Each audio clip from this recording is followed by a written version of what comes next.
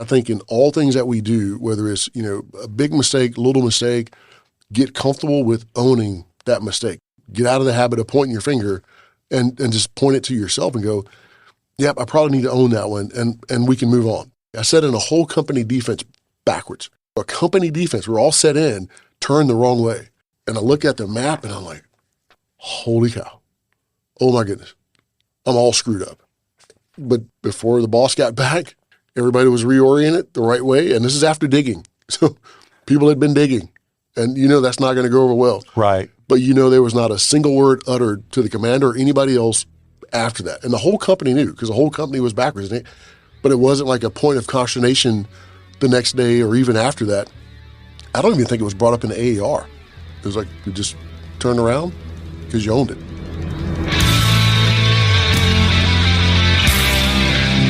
Hello and welcome back to Leader Up, a podcast of Army Management Staff College. Leader Up is a professional discussion where we discuss a broad range of leadership and leader development topics with an emphasis on the Army civilian professional. I'm your host, David Howey. And Leader Up audience, I'm going to tell you that I am honored and I'm privileged today to have as our Leader Up guest for this episode, my Commanding General. And I'm so pleased to introduce to you, this is Lieutenant General Milford Beagle. And he has 3 hats that he wears, and I'm going to address those. He is the Commanding General of the United States Army Combined Arms Center and Fort Leavenworth.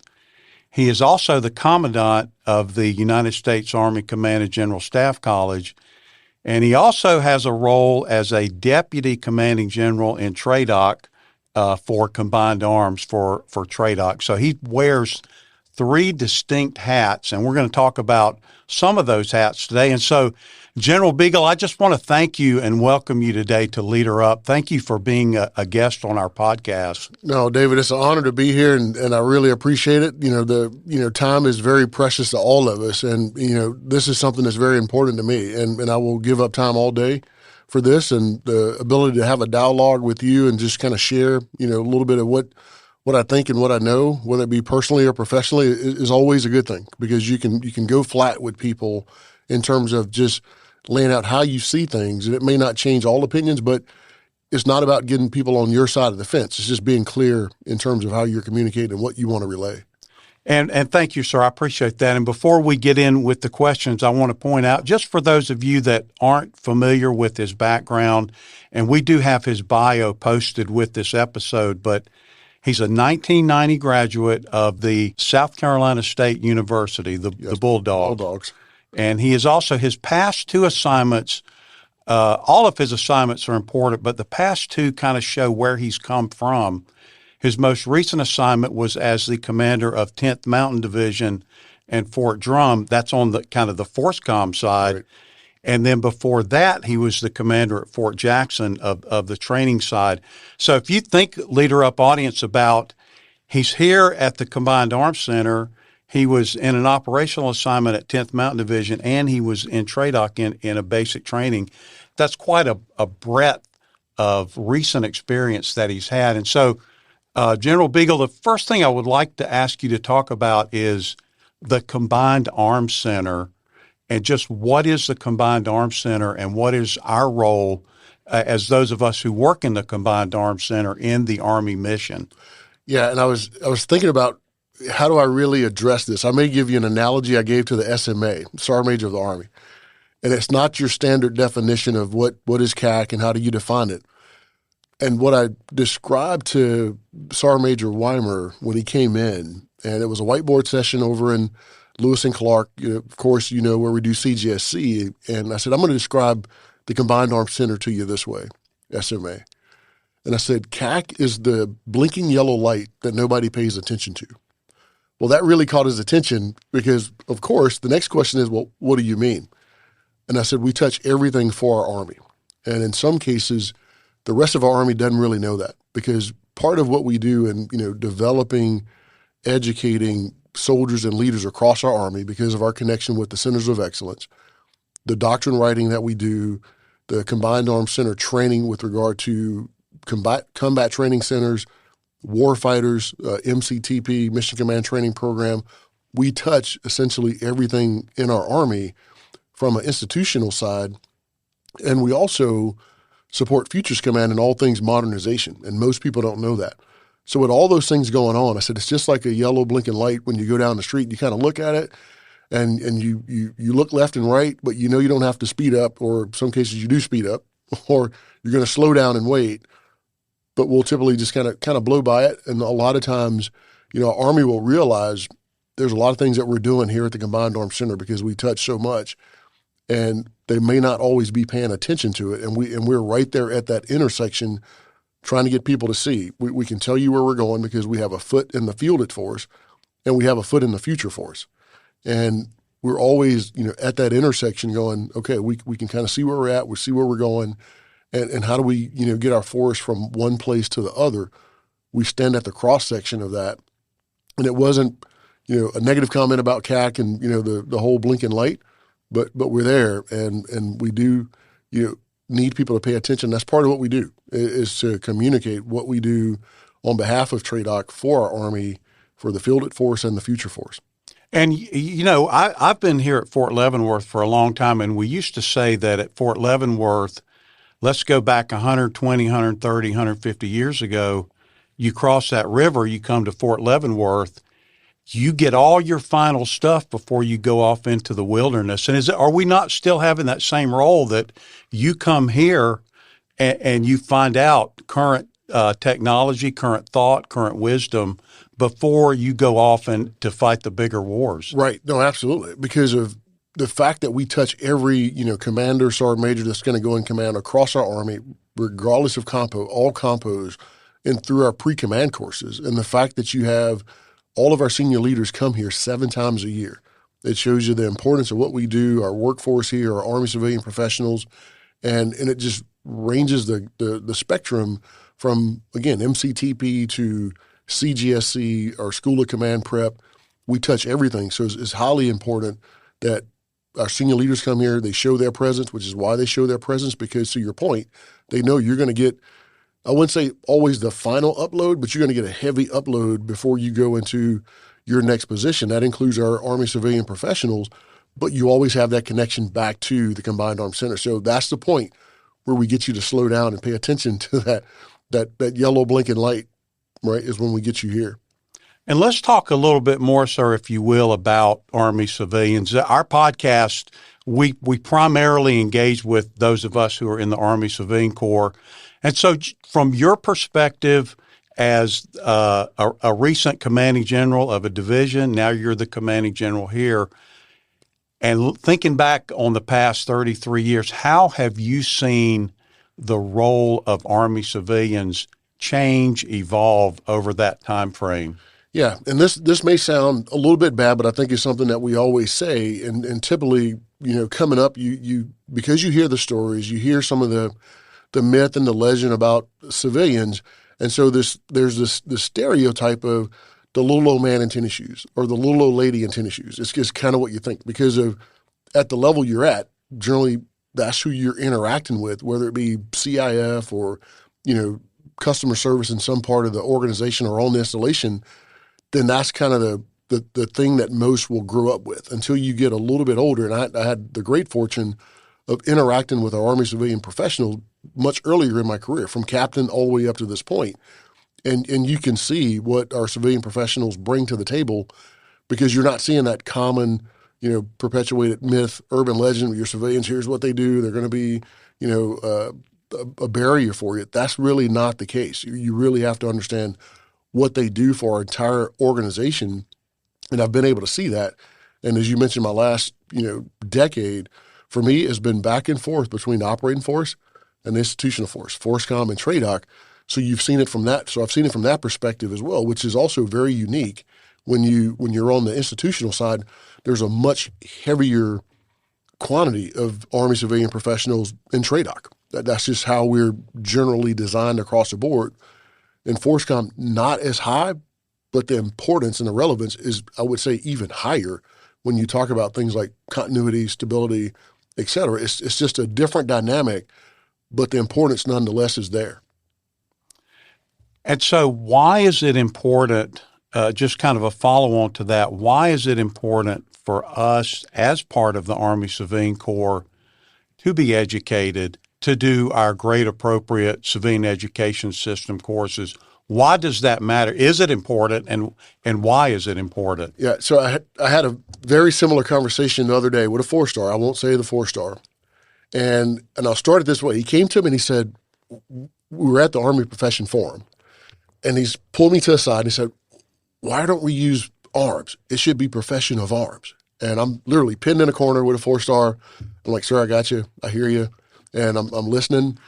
And typically that's how you hear it stated, the Army profession or profession of arms.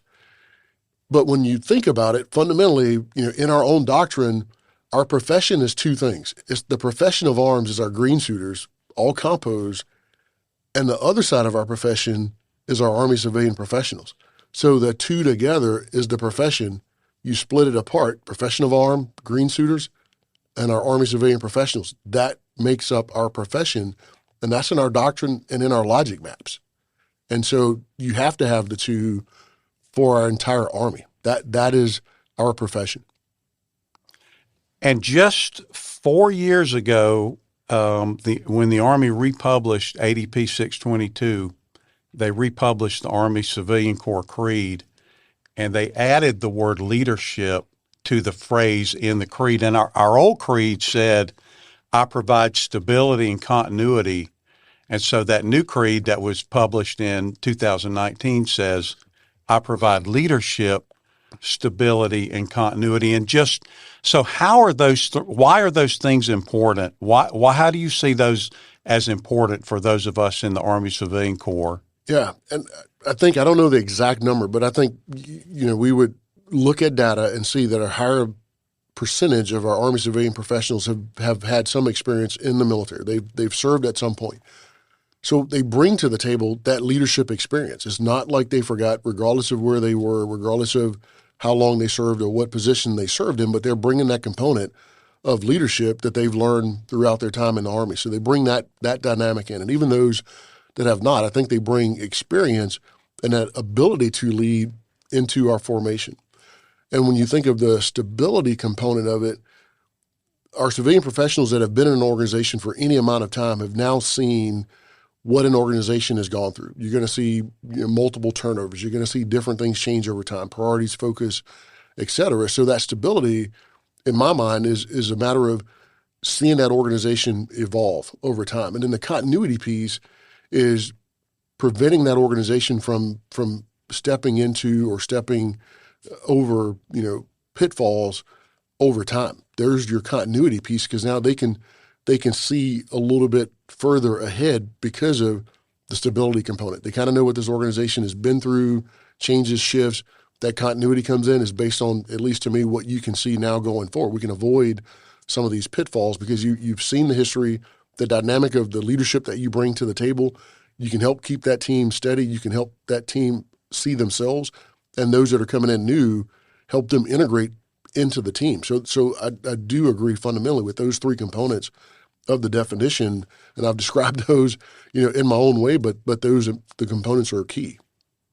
I'd like to switch gears a little bit, and I want to hear this story that I've heard you tell this before in other venues. I just would like to hear about your great-grandfather, just that story and your experience of kind of re-meeting that story in your career.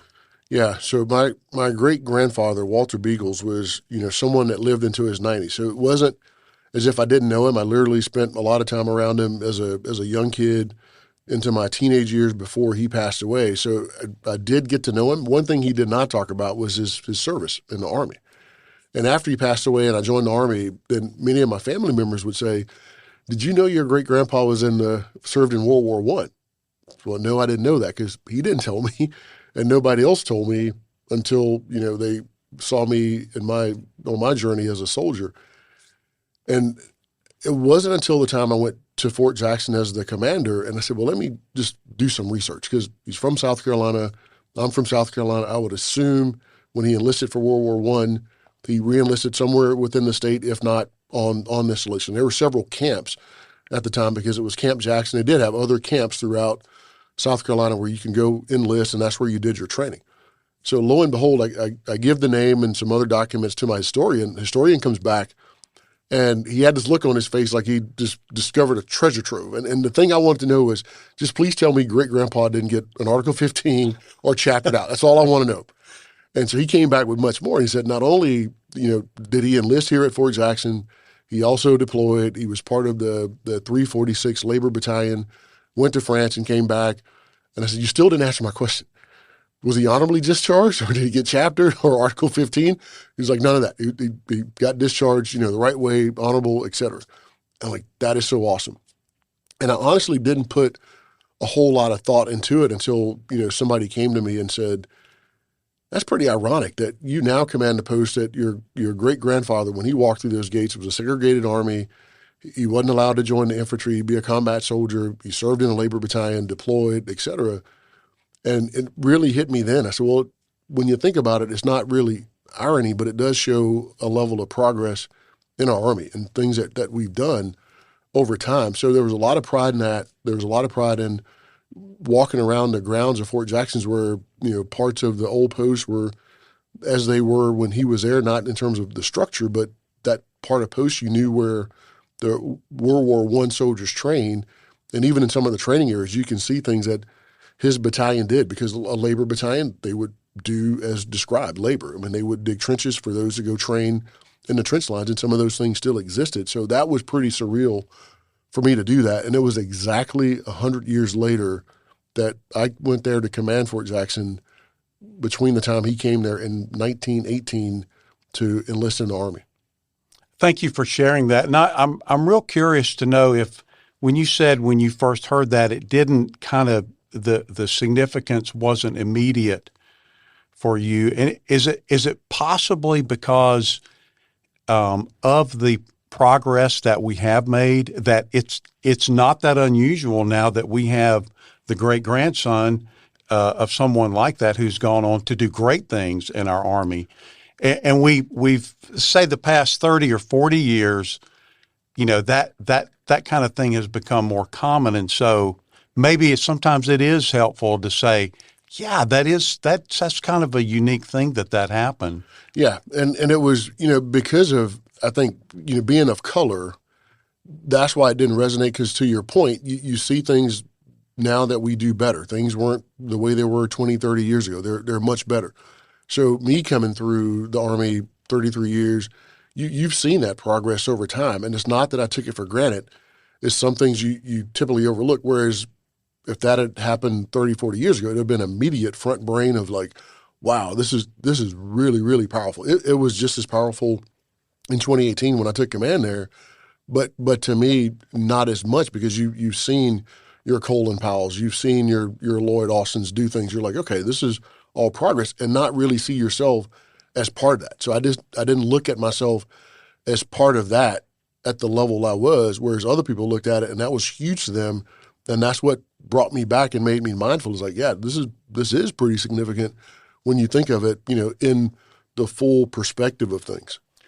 Right, and we see Colin Powell and we say he was the first black chairman of the Joint Chiefs of Staff. Now we have the second one, right? And so when there's a third and fourth one, it's no longer something to marvel at. That's just who we are, right? Now, and it doesn't matter what someone's background, ethnicity, or none of that right. matters. Right. What matters is the merit of the person. Yeah, correct. And then I wasn't the first at Fort Jackson, and in fact, there was another graduate from South Carolina State who was the first, black commander of Fort Jackson, and I was, the second. And you're like, and that, again, another reason why it didn't really dawn on me. And anytime you hear anybody say they're the first, typically you're going to hear, well, I don't want to be the last. Right. Yes. And so when you're second, you're like, right. Okay. So, I mean, this ball has continued to move. We've continued to evolve because that person wasn't the last. I'm number two, and you're going to assume there'll be a number three. And to your point, that becomes normal, in our organization over time. I'd also like to ask you about another story that I've heard you tell before, and it's how you got your nickname. That story about it was either your battalion or brigade commander that walked you through that process, because there's a lot more to that story than just how you got your nickname, but there's also about the gift that we can give to others. And I would like you to include that if you can remember that part of the story. Yeah, no, now you're about to make me emotional because that's a story I've never forgotten. And I have to find various ways to tell it and kind of give the Reader's Digest version of it. But I think like most of us that have served as officers, and you have your typical, as you're a lieutenant, you go in, you meet the battalion commander. So we had a new battalion commander come in, and he was doing what was, part of our normal culture, which is I want to meet all the officers. And it was a very quick office call. You figure in a battalion, you've got a lot of lieutenants. You got to go through all your captains and then your field grades and so on and so forth, which are non-commissioned officers. And civilians, if you have them, and in those days, you didn't have many civilians in a battalion formation in the early 90s.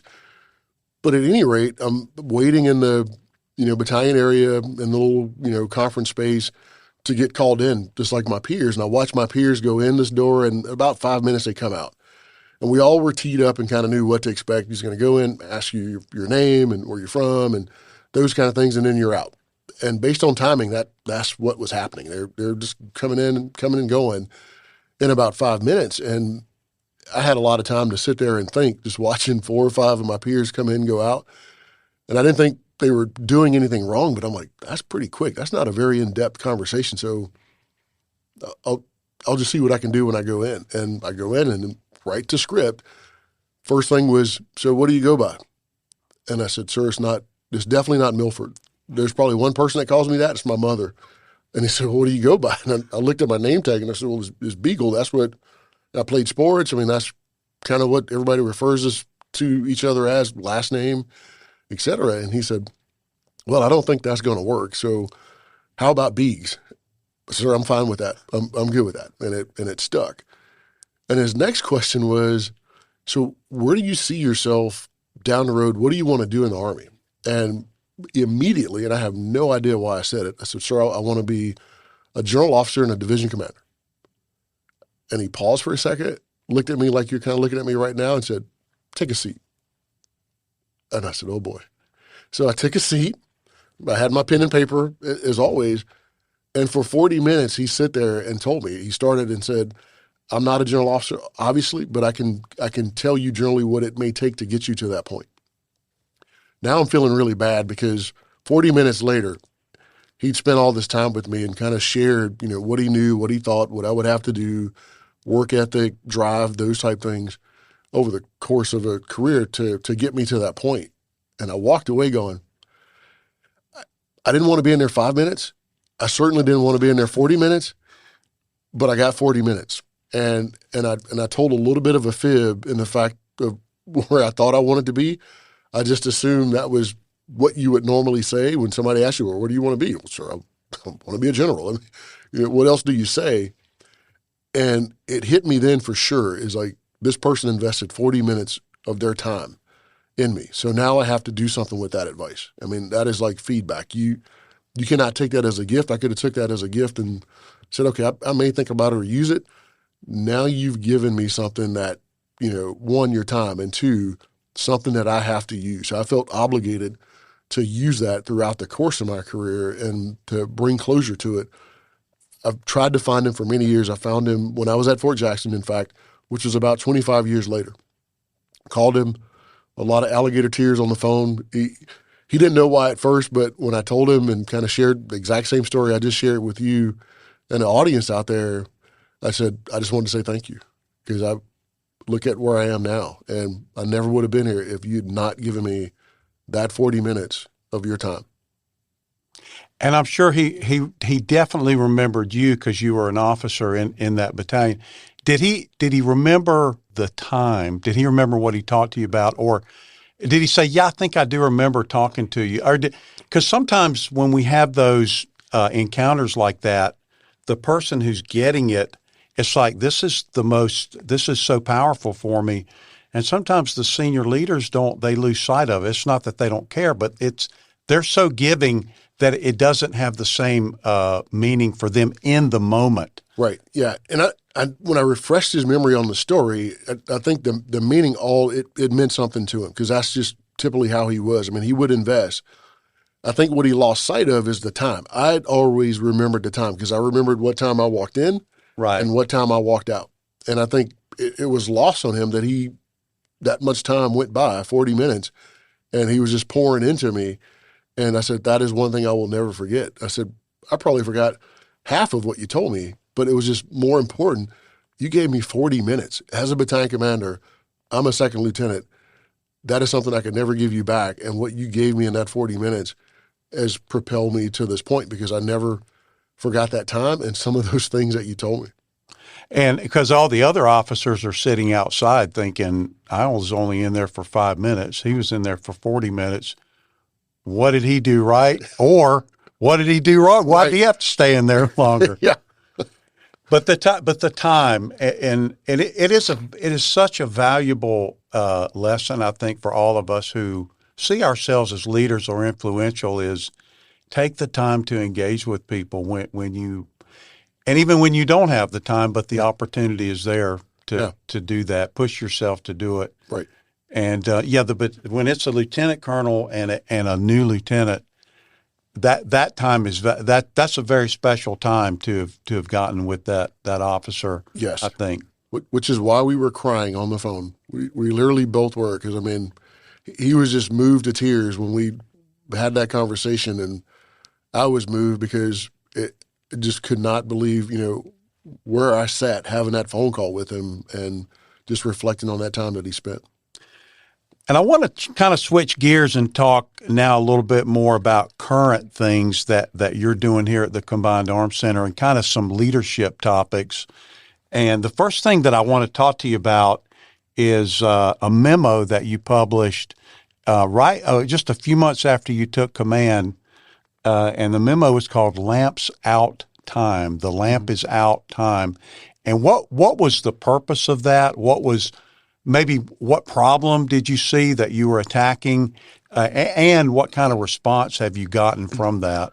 Yeah, so it was a pullover from my time at Fort Drum, and there it was a policy letter and didn't have a special name to it, but the policy was very simple, which essentially stated, after 1,800 hours, you would not text or call anybody unless it was, life, health, safety, or you were checking on somebody. You're not going to keep them switched on, and you're not going to do that before 5 a.m, because we all know as green suiters and our Army civilian professionals that we're in the Army 24/7, but we can't be turned on 24/7, and that causes a lot of stress. And it took me going through a couple of rounds of my DOC survey to figure out, it's like, why do we have these issues of predictability? Our op tempo is high, and it depends on where you are. Because it was the same thing at Fort Jackson, which made me scratch my head. It's like, how can we say op tempo is high and predictability at a place like Fort Jackson, where there's a lot of predictability and stability, but the same themes. And when I got to Fort Drum, same themes. You're like, okay, well, it's a division. We deploy, a lot of deployments, et cetera. So what's the real problem? And the real problem was we weren't doing training management right. And I went into, my group of leaders from company, battery, troop, all the way up to brigade, and said, we don't know training management, but we don't know training management, because we're doing it all through text, last minute emails, last minute phone calls. And that causes a lot of stress on our soldiers.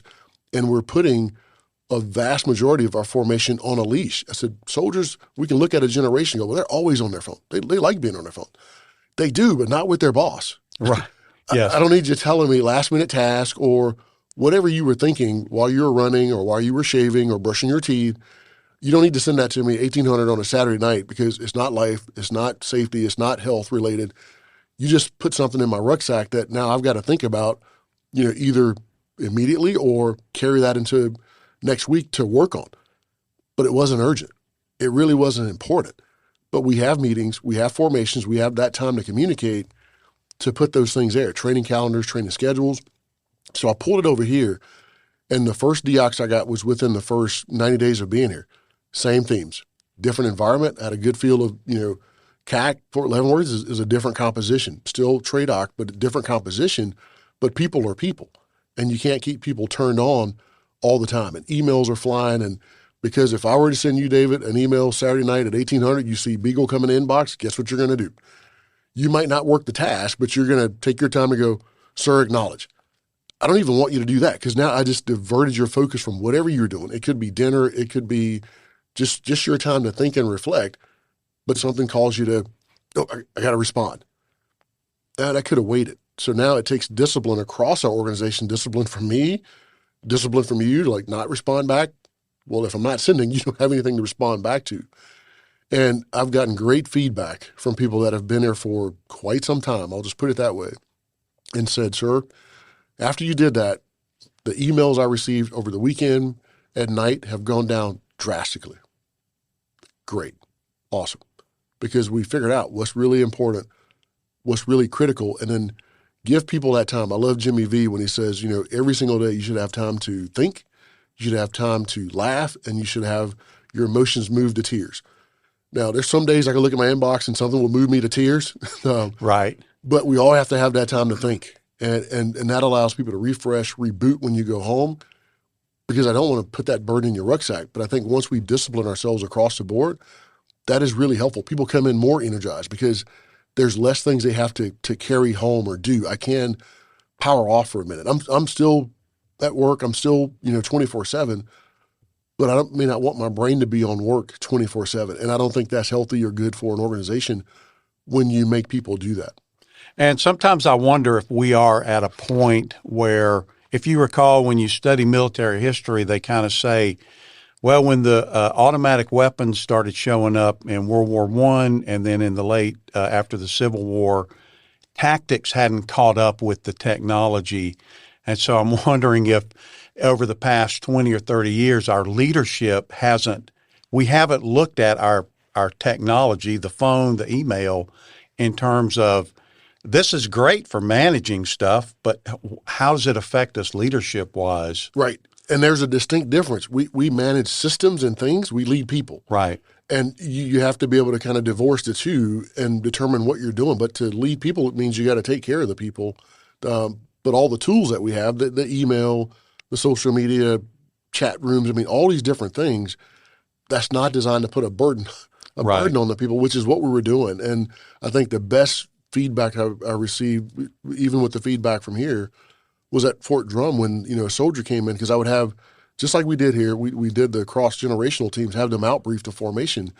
And she stood up, very similar to the size of the audience we had at Lewis and Clark when we did the outbrief. 300-400 people. And this is all leaders. So you got a little specialist in front of company battery troop commanders, sergeant majors, or Army civilian professionals, and said, when I got back from leave and found out that we did that policy, I started crying. Because while I was on leave, I felt like I took my entire chain of command with me. And that immediately let everybody know that was the power of that policy and taking that stress off of our people. And if I text somebody at 9:30 a.m. on Saturday morning and they're headed out the door to their kid's soccer game to coach, and it is the most well-intentioned text, the most polite, that says, no rush, when you get a chance, can we talk about something? It's going to take that person out of what they should be thinking about. Right. And in fact, it may eventually make whatever that event is that I'm so focused on, there may be such a bad feeling about it that there's mistakes or short-sightedness because I'm constantly talking about it all the time. Right. Yeah. You just completely put cold water. You stole that focus because, to your analogy, I'm going to a kid's soccer game with the spouse. All things are good. As you pointed out, well-intentioned. Here you go to email. So now I'm thinking, what is my answer going to be? How am I going to respond to this? What do I need to do Monday? You just put all that on my brain, and I'm trying to watch my kid, and then the wife nudges me and says, did you see that play? Yeah. Not really. You didn't see that because now you're distracted, whereas there would have been no harm, no foul, wait till Monday. But you feel better because you got that off your plate. Right. You had the great epiphany. I had the well-intentioned email, text message, but you got it away from you. So now I can go back and think freely because I just put that on somebody else. Right. Yeah, I got it off my plate. Right. And onto yours. Yes. And in some cases, that person getting that text message might respond to themselves and say, I thought we just talked about all that yesterday. Didn't we have a meeting about that? Yeah. Yep. And then the bosses, they're distracted at that meeting, which is why they need to pull you back in. Right. Yeah. And I don't think I've said it here enough. I probably should say it more, but I know I've said it quite a bit, is when you talk about those meetings, you have to have the meeting after the meeting, in the meeting. Right, yes. Which is another way, we prevent doing that. I mean, it's like, why didn't you say that in the meeting? Because when you'll come out and send me a text Saturday, well, yesterday in that meeting, you said we heard blah, blah. Why didn't you say that in the meeting? That's why we have the meeting. So now you just took more of my time after the meeting, and that clearly should have been said or brought up, or you should have had the personal courage to say that in the meeting, which is the purpose of the meeting. And there was another memo that you published. It's similar, and it's called The One Thing. That was the name of the memo. What is that one about, and what was your intention with that one? Yeah, so just like you'll see in most organizations, we're at that point now in terms of the Combined Arms Center and Fort Leavenworth. You'll have transitions. You have different things come up, different priorities. I have my priorities. You'll have a change, above you. So all these things start to cave in on an organization. The walls start to close a bit. And you're trying to figure out, how do I put my precious resources against this mountain of tasks and priorities and things that we need to do. And this was at Fort Drum. I think I did something very similar at Fort Jackson. And I said, we need to focus on the one thing. So instead of getting overwhelmed with this mountain of things that we got to do, and I know there's a lot on everybody's plate and things that you need to get done, what is the one thing that you need to do right now? Just focus on that one thing. It's like taking that first step. Just don't worry about step number 10. Don't worry about step number 5. We will get there eventually. You will get there eventually. But what is the one thing you need to do to start? And that kind of centers people back to go, okay, this is not as overwhelming. This mountain is not as high as I think. I just need to focus on the one thing. What is that one step that's going to be the critical step that we really need to get right? Then we can go to 2. Then you can go to 3. But you have to circle it back to what is the one thing? What is the one thing that you're going to do? What is the one thing that you're going to do differently? And then the next day, it's the same thing. You keep repeating that cycle. So what's the one thing tomorrow if you accomplish that one thing from yesterday? And just keep putting things in perspective with incremental steps versus overwhelming yourself with everything that we have to do. Is that kind of like what, I don't know if you've heard this concept from Admiral McRaven, who talks about making your bed? Yes. Is that the same? It's basically, you can control that. You can do it. You start the day off with an accomplishment, and once you get it done, you feel a sense of empowerment. Is it kind of the same, to focus on what you can focus on? Right. Yes. That is a great connection, because I know at some point you'll ask me, and I share it in the pre-command courses, like books I like to read. But that book from Admiral McRaven, Making Your Bed, and I wouldn't say I got it from there, but exactly the way you laid it out. It's that one thing. What is that one thing you control that you can do? You've got it done. You may not get some others, but you did that one key thing today, and apply that across what we do. And there was a retired colonel, I think his name was Kolditz, Kolditz. He wrote a book called In Extremis Leadership. It's about like firefighting, warfighting, combat, how people react in those situations. And to do his research, he did a tandem jump experiment where he would take people that hadn't jumped and would jump with them. And he said when he got them in the plane, he would always tell them, these are people that have never done any of this. Yeah. He would say, your job, what I need you to do is keep your eye on that part of the plane right there. I need you to watch that. Keep your eyes on that. And he said all that really was to focus the energy of the people, just to give them something to do.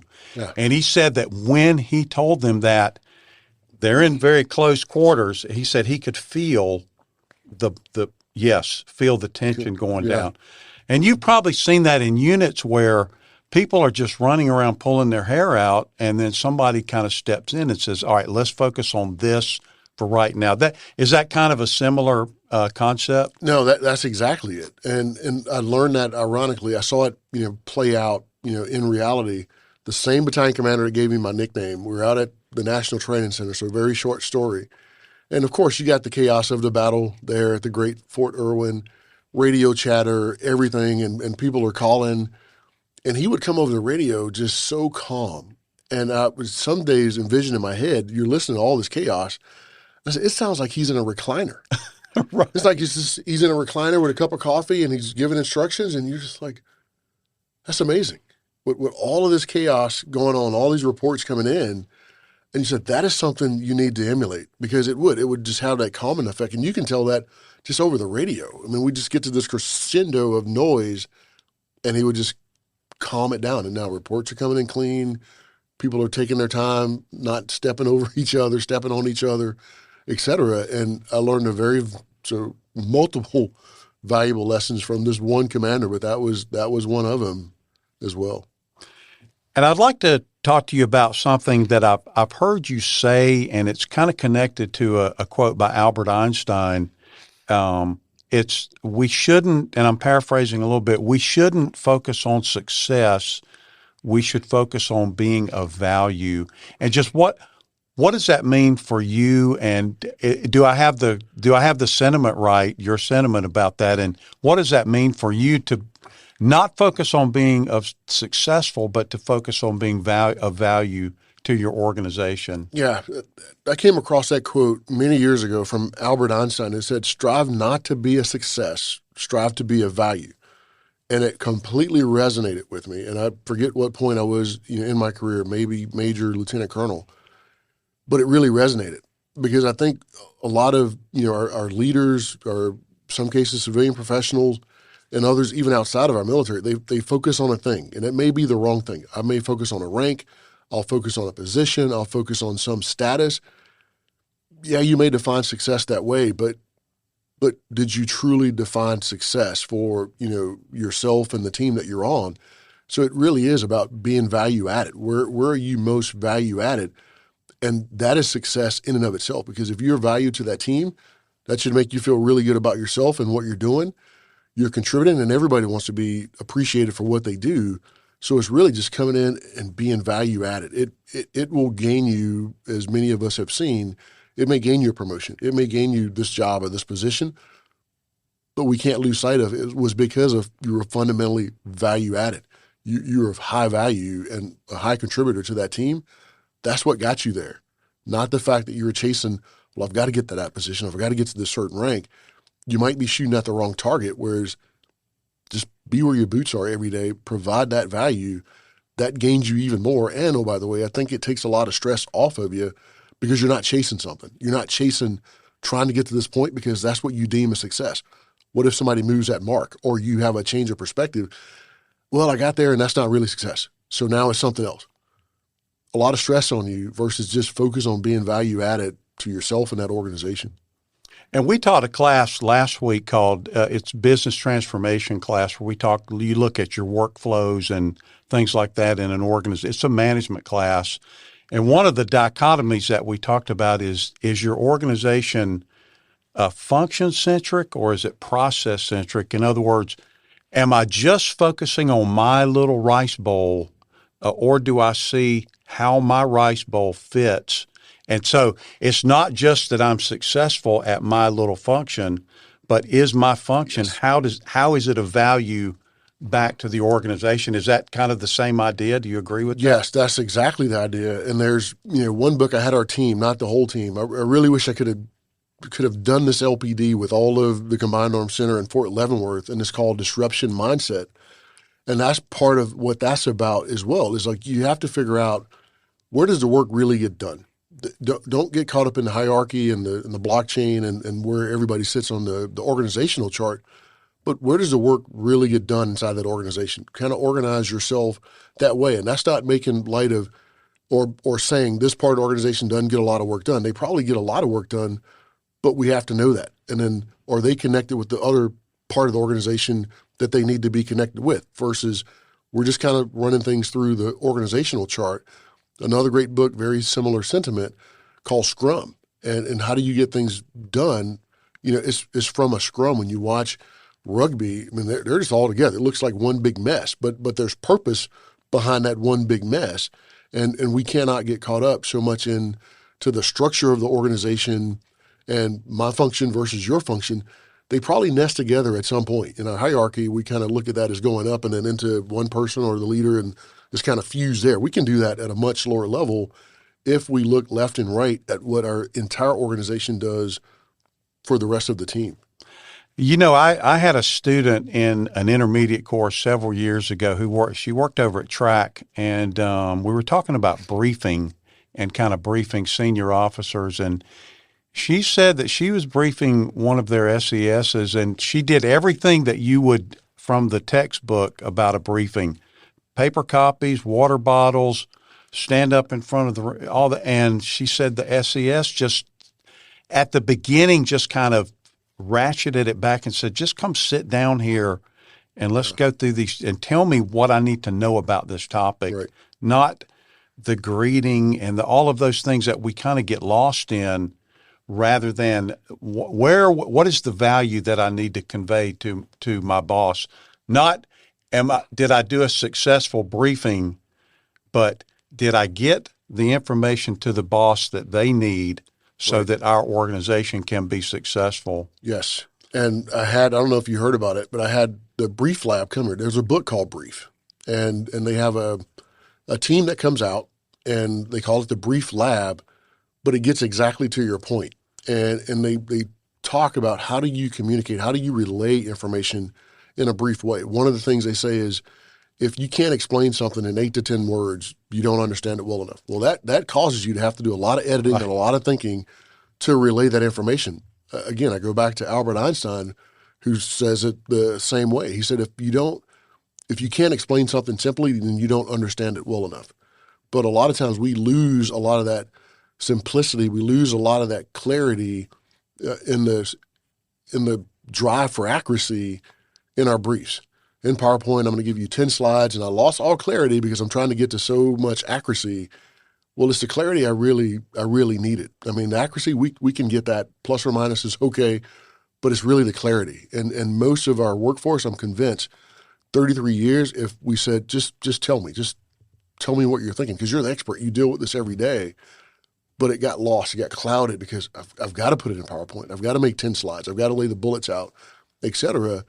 And sometimes you find out that doesn't really work. And when we did the Brief Lab, that kind of illuminated that point to a lot of our team here, at least the senior leaders I wanted to have that point illuminated to, is like, we shouldn't kill ourselves. We need to focus on clarity. If you need more accuracy, we can always get you that. We've got tons of experts that can do that across Fort Leavenworth and the Combined Arms Center, but it's like the clarity. That's what we've got to have, and we've got to demonstrate. I can explain this to you in 8 to 10 words if you really want to press me, because we can. And we can do that. And so that has been hugely beneficial in terms of how I see things. Hopefully, most of the team sees things here. But we have to be able to get these things out in the open and talk to them on the table. And like you're saying, let's get it out now. Don't tell me there's something more that I'm not giving you now where we're making the decision. And then later I'm going to try to come back in and modify that decision because I wasn't really transparent when we had that public meeting, and that does happen. Yeah, it definitely does. And I had a great boss who would always say, don't worry so much about what people say, worry about what they don't say. I think the same rule applies for briefs, because I can look at your brief and everything's there, but what did you not say? What did you not tell me? And it's not that you're hiding anything. You're focused on a different thing. I've got to present all the facts. I've got to lay out all these different things and numbers and charts. But there's some things I'm not telling you. That's what I really want to know, and we've got to get to that level of conversation. So my technique, and I stole it from a boss I had several years back, where he would just be ferocious about read books, and he would take home a read book every night. And after a long day, you're like, how are you getting through this big read book? And I was his XO, and I would take the same read book. They'd make 2 copies and try to get through them, and I'm falling asleep going through the book, but just trying to upload at the same pace he was, and then watch him go in and just have a conversation, because you gave me the brief. You took time to develop those slides. I don't need you to brief me on what you put on paper. That was the purpose of you putting it on paper. Now we can have a conversation. So there's some things, and I'm not checking your homework. I'm not trying to play stump the chump or anything like that. There's some things you probably didn't say in here that I need to know. And that got conversations to a much better, much higher level. So I try to emulate that technique as well. I've always found that if you and I have 3 conversations about a topic, you will learn something new in all 3, and I will learn something new in all 3. The more of an iterative kind of thing it is. It's like, okay, well, I heard that a little differently this time. Is that, yeah, that's correct. And I didn't say that last time, but I'm saying it now. Right. And some people we have a change of heart. We hear something different. We think about something a little bit differently. Right. But it's the isolation that, I think it's the isolation and the fear that causes us to not be forthcoming or to withhold or to, I'm not showing all my cards today. Yeah. And that does happen. Yeah. For a lot of different reasons. I mean, that could be, because of, position and interest. And one thing I read a long time ago as well is like, you can come into something based on your position or you come in based on your interest. If you come in, you and I both come in based on the interest, we're going to get a lot further. If we come in based on our position, we're not really going to move. I come in as the CAC commander and you come in, your position, and that position could be equivalent to mine. We're not really going to move. We're just trying to win. Who's going to win and who's going to lose? But if we know our common interest is in front of us, we focus on that. We're both probably going to move. You may lose, I may win, but that's okay. We've got a common interest that we're focused on, but we get much further down the road. And there's another quote that we talk about in our emotional intelligence lesson, which is conversations will rarely rise above the emotional maturity level that is struck in the first 2 or 3 minutes. So if it's coming in from my position is this and yours is that, it's going to be a confrontation. You're stuck. But when we talk common interest, we may be able to move forward. Yeah. And it's another, I hate to be throwing books at you, David, but that's okay. But I do a lot of reading because, the things that we're talking about now, they're all fascinating and we all have our own opinions and everything else. But when you talk about conversations, and I no longer use hard conversations, difficult, uncomfortable, those type things, because I read the book and there's other books related to it that will lead you down a similar path. There's crucial conversations. And really, what does that mean? There's certain ingredients in all conversations that you just have to be aware of before you start that conversation. And one of those ingredients is emotions. I know there's emotion tied to this topic or whatever we're going to talk about, but I need to know that before I go into this conversation. High stakes and varying opinions. You're going to have a difference of opinion, but I need to know that, be mindful and respectful of that before we can really talk about it. Because if not, if I just throw those things off the table, don't care about your emotions, don't care about your opinions, and whatever stakes, however high they may be, not worried about those, then you're right. We're going to hit some key triggers right at the beginning part of that conversation, and we're not going to move. And it's so great in the workplace when we do have kind of the leveling of how's everybody feeling about this, and then when you get that out, sometimes that can become the catalyst to, okay, and what can we do about it? Because you're dissatisfied, I'm dissatisfied, you're frustrated, I'm frustrated, I'm angry. Yeah. Well, then it sounds like there's energy here to come up with a solution. Yeah, yeah. I want to talk to you about a quote that I think it's a great quote for leadership, and I just want to take it apart a little bit. And it's this idea that subordinates don't work for you, you work for them, and that's kind of we would say in the leadership education business, a servant leadership approach. Mm-hmm. But I don't like putting labels on a philosophy like that. But just when did you see that as an Army officer? When did you start to sense that? And then maybe when did you really realize, no, that is the case, that this really is about me taking care of the soldiers, not about them taking care of me, in almost a regal way that you've seen from Army leaders, where it really does kind of become about them personally more so than the unit. So when did you start to feel that, and kind of when did that really, and did you see others that had that same philosophy about leading? Yeah, I learned it early from my father-in-law. So my father-in-law is a retired command sergeant major. And the very first thing he told me after I got commissioned, he said, take care of your soldiers, they will take care of you in the mission. So that's where I heard it. And then I, saw it in my own career play out. It's like, if you take care of these soldiers, they will take care of you and the mission and everything else.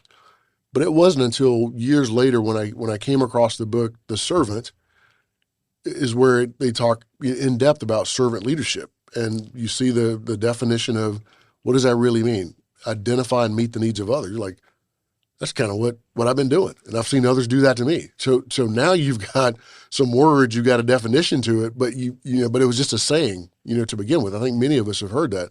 Take care of your soldiers, take care of your civilians, take care of your formation, they'll take care of you. And we'll do it, not completely realize what we're doing, but once I saw those words, identify and meet the needs of others. That's what you're doing. They're going to take care of everything else if you're doing that. It's almost like Maslow's hierarchy. Take care of those basic needs, they will get to where they need to be individually, organizationally, you name it. And I've seen many leaders do that very well. Just watching some commanders that come to my mind, and I had a conversation with one commander. I'm like, so how do you do all the stuff that you do? You spend a lot of time, not so much down and in, and this was at a brigade level, but you're up and out. And why do you do that? And he said, well, I'm taking care of the rest of the organization. And he said, by me going down to a clinic or going having this engagement with this person, I just made it better for this entire organization. And I said, that makes a lot of sense, because you're identifying, meeting the needs of others, because they knew him. He established his credibility for that organization, but it was also for people in that organization. When they came, it was like, I know your commander. Your commander's invested time. He knows what we do, how we support you, everything else. So he just broken a lot of barriers by doing that, which is something else, I started to emulate. And sometimes people don't really catch on to that when they see you spending your time and doing certain things. Like, why are you doing that? That's kind of a waste of time. Not really. I'm identifying and meeting the needs of others, because that is helping my organization and my formation. I'd like to ask you, sir, about a topic that in our final moments here on Leader Up, a topic that I've heard a lot of folks in the intermediate course, and that's GS 10 through 12. So that's maybe your captain, maybe your first-rank field grade levels of folks. And there's kind of a common theme that we would talk about in the classroom. It's about delegation. And a lot of these folks, and they're Army civilians, and maybe their recent experience was, I'm in the budget section, and I'm the senior budget person, and now I'm in charge. I was in the Army, but this feels a little bit different. And now I'm in charge of the budget section, and everybody says I should be delegating, but I'm fearful because I don't want things to not be done right. But I know I can't do it all. But there's another thing about delegating that I think is related to leadership. Delegating isn't just, I've got too many mashed potatoes on my plate, I want to give somebody else some. Delegating there's more to delegating than just me getting something off that I don't have time to do. There's a lot more involved in that.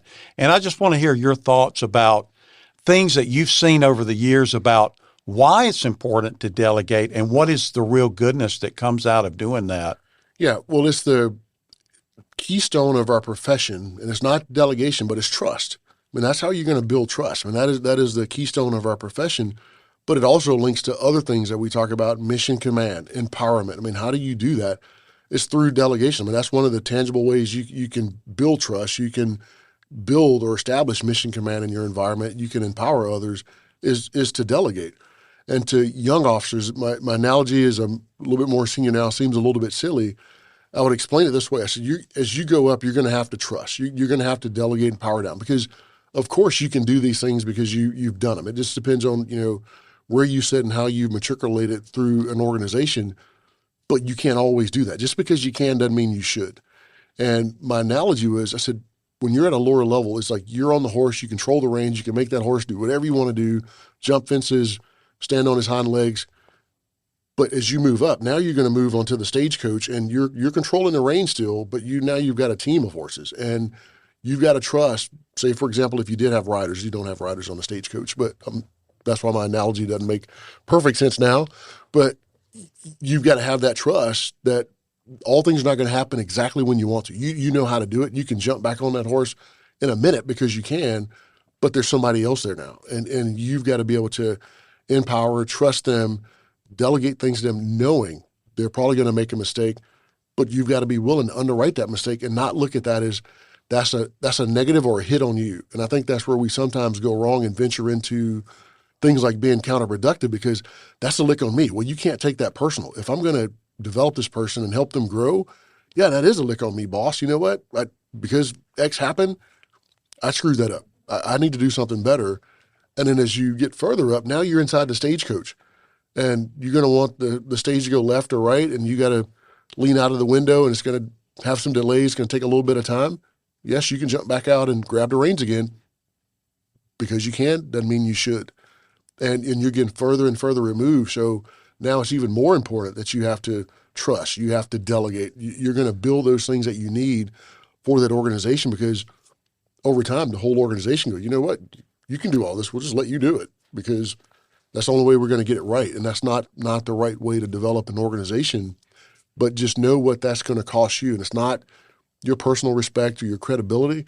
That's going to cost you patience and time to develop others, but it's going to gain you trust at the end of the day. And so for our final topic I wanted to talk to you about is a vignette, something that happened to me, and I'd like to just get your feedback on this. Okay. There'll be a lot of familiar themes in this story. So there I was, 1988. I was a battalion motor officer in Germany, BMO. Mm-hmm. And I was leading a maintenance convoy through Germany, and our battalion was moving, and I just happened to have this small convoy. And we had tool trucks, we had trailers, we had broken 5 tons, we had broken deuce and a halves, all being towed. And the BMO, me, was in a Jeep, and it was Jeeps back then. Right. We were supposed to turn right up there, and I decided, because I wasn't paying enough attention, to turn right back here. And then I thought, I'll turn right here. I don't think I'm on the right road, but now I can turn left and get up to that road where we're supposed to be. So I turned left, and the trees kept getting thicker and thicker. And when the road stopped, I could see the grove of trees that were preventing me from getting on that route that was up ahead. And I could also see that there was no way to go forward. And so there was about 8 or 9 vehicles, and the soldiers just got off, and I got out of my Jeep. And I don't know if you've ever encountered this look from the soldiers where they say, "Sir, you screwed up. We know that you did." There's no counter evidence to the opposite. And they kind of looked like they were upset with me. And I just said, you know what? This is my mistake. I turned incorrectly. I should have gone further. I wasn't paying enough attention to the map. It's on me. We got 2 choices now. I'll stay here for the rest of the afternoon, and you can complain. You can tell me I made a mistake. I'll listen to it. Right. And we'll set up court right here, each one of you. Or the other choice is this: I can't turn these vehicles around by myself. You can. So if you want to spend the rest of the day admonishing me, I'll take it. If you want to just say, let's get this stuff turned around and get out of here, we can get to that. And they all kind of started laughing and said, "Sir, sometimes you're just crazy." And so they turned the vehicles around. Nothing was ever said about it again. But what's happening in that vignette, and how should young officers maybe look at because things like that happen. They're going to happen. And so what would we learn about leadership from a story like that? Yeah, as you were telling that story, David, I got a ton of them just like it. And it's not to one up, but I mean, some are exactly like it. But the thing that resonates that you said to me is you owned it. And that's what's key to me is like, you just own it. A lot of things, mistakes will be made. We will screw things up. But I think people appreciate it more when you just own it. And that's exactly what you did.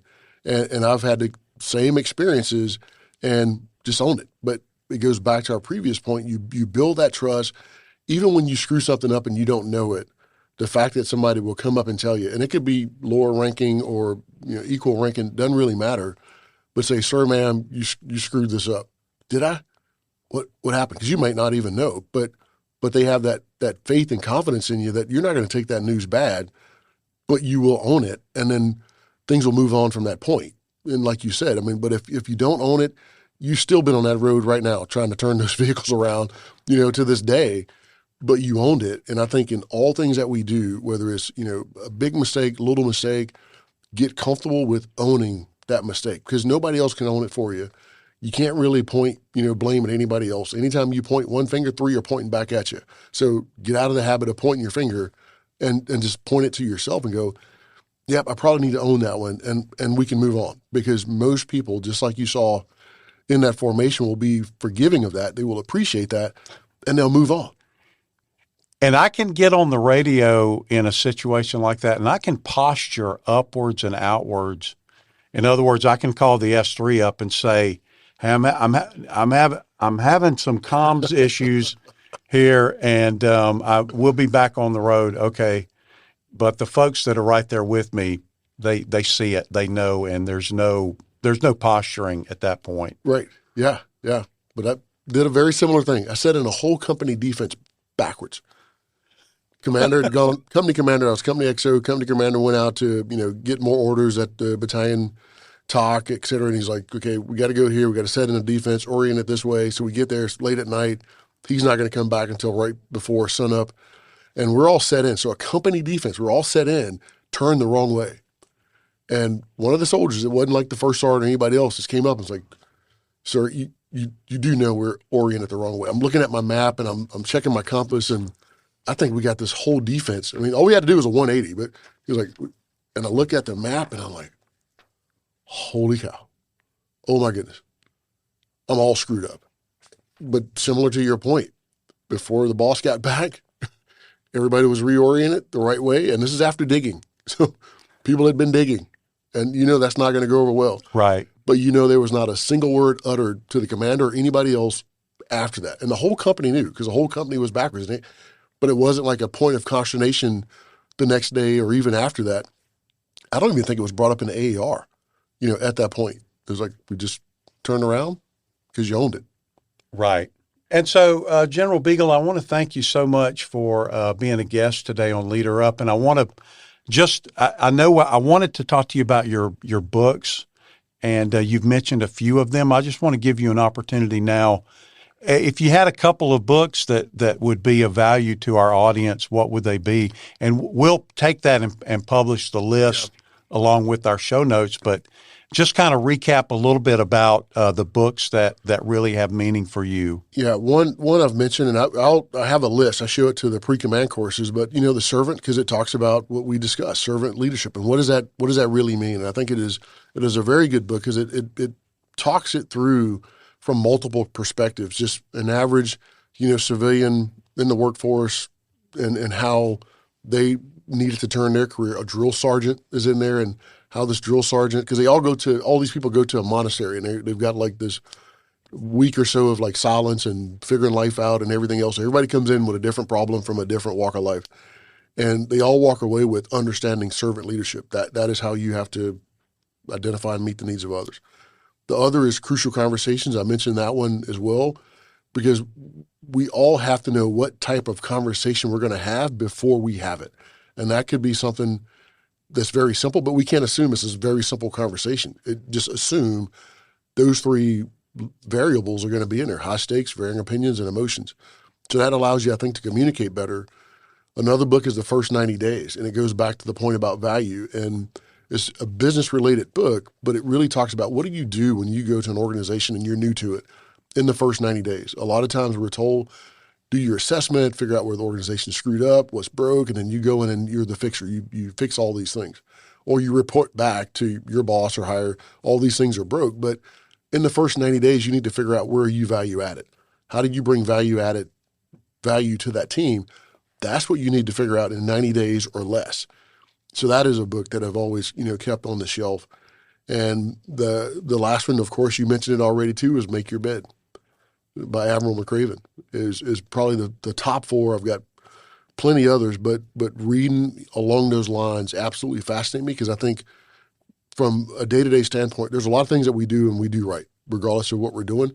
We just don't know. And sometimes you go to a book and it'll confirm. It's like, I'm not really as screwed up as I thought. Right. There's somebody actually wrote about this. So you can put it in context. You can provide more meaning to yourself and go, okay, I'm not too bad in this area. But then also be open-eyed and open-minded to, that is really me. I am really screwing this up over here. Right. And I need to look at myself. So you get a bit of both.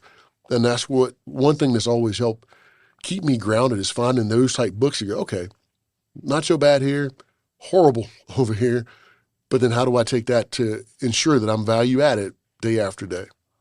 And so, General Beagle, I really want to thank you once again for being a guest today on Leader Up. It's been a real privilege for me personally, and an honor to have this time to be able to talk to you about just some really fun things like leadership. It's just great stuff. Yeah.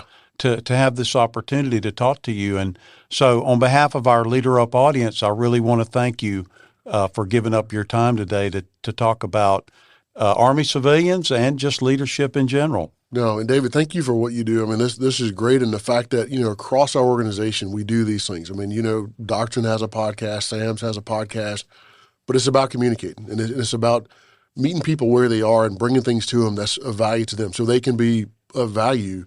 And the fact that, you do this, I wouldn't say it's a side job, but there's many other things that you do day in and day out and many other balls that you juggle. But by doing this, because you can tell you're passionate about it, it's important to you, and you want to meet people where they are. So I really appreciate it. It is a true honor for me to be a part of this team and just the legacy of this team and the workforce is here. I wake up blessed and amazed every single day just by the team I'm surrounded by, and I don't say that because I'm sitting across from you. That is my very short commute from my house to the headquarters. I think about that every day. It's like, holy cow, this is one great team with a lot of great people, always aiming to do the right thing. So just thank you for doing this, and thank you for having me on today. You're welcome, sir. It's a privilege. Thank you for joining us. And so, Leader Up audience out there, what did you hear from my commanding general, from Lieutenant General Beagle? What did he talk to you about today that really resonates with you, that you're going to take away and think about? And have you thought about leadership? Have you thought about doing your civilian education system course, your grade appropriate CES course? And I would just encourage you to subscribe to our Facebook page, and also subscribe, please, to our YouTube page, where you can find out all the good stuff that we're doing here at Army Management Staff College.